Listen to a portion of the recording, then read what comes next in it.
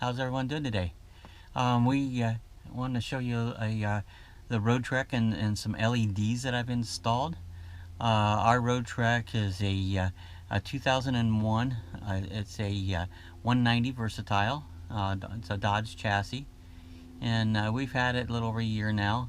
And I've made quite a few different changes to it. One of them being some LEDs. I've added some LED strips that makes quite a bit more light. It takes a lot less energy than it does to run just a standard incandescent light.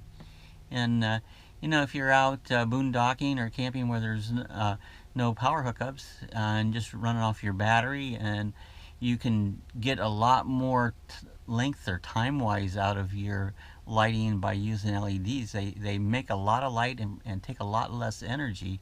And I have I eventually want to change out the standard fixtures there with LED lights. I've done one, and I'll show you that here.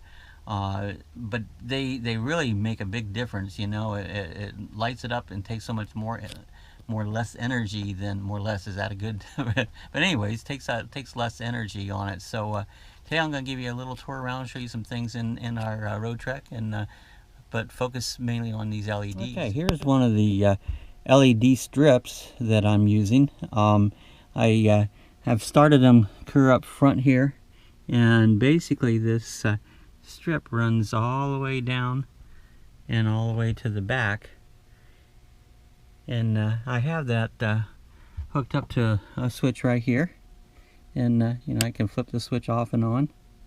I got these at our local flea market, and really wasn't all that expensive. I'm thinking like this one strip was running like $15. They wasn't really too hard. These had an adhesive on the back, and I would just adhese it to the wall, and you can see down here along the strip here, depending on the adhesive, sometimes it works good, but there's other methods that you can use to attach it. You could take a fancy tack and put them up. Just whatever works for you, but this side here, the adhesive has worked out really well. Let me show you a comparison of here. This is a standard fixture that takes just a standard incandescent bulb. This one here, I put an LED bulb in it, and it's really nice and bright. And compared to over here, this is a standard one. Look how much more yellow it looks.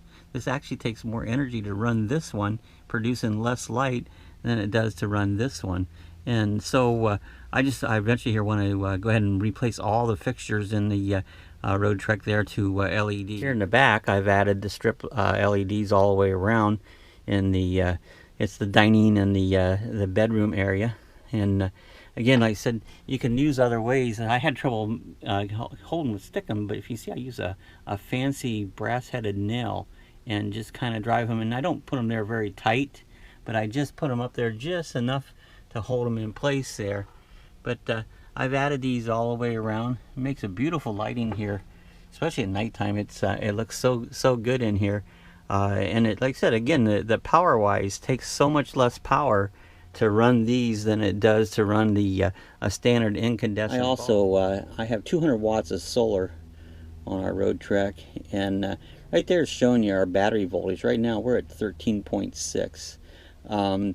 The solar controller, which I actually have inside this box, I don't know how well it's going to show up here, but this will show you what it's doing, how much voltage, and the controller does a lot of different things. It goes through a cycle, and it exercises your batteries. Sometimes there is one cycle it goes through where it actually kind of drains them down, pulls them back up. It's a little cycle there. I'd have to look up more on it to give you the exact details of it, but this has been in here since last December, and it's worked flawlessly.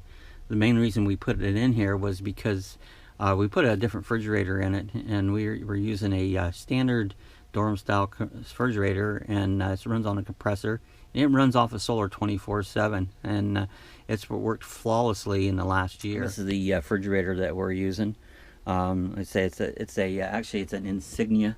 I got it at Best Buy, $99, and comparatively, I thought maybe it'd be too small, and it really holds just about as much as my three-way refrigerator used to hold. And I've ran a little indoor-outdoor thermometer here, and I can monitor I wanted to show you the little switch here. This is the switch I use to turn my LEDs off and on. I get it over at the flea market. There's a lady over there has all kinds of these wiring things and that, and you can see how it flips it off and on. And these just kind of, they have like a little plug. They'll plug right into these strips there. Makes it really easy for installation. I'm eventually here going to go ahead and put them on this side of it too. That's coming up soon there, and we're gonna be adding to it, so we'll be pretty bright in here with these LEDs that we have. I hope you enjoyed my short little video on some LEDs and some of our little features in our road trek. You know, I constantly like to add things to it. I like to tinker around a lot, and that's some of the things that I enjoy doing. But if you like this video, give me any comments below. I'd love to hear from you.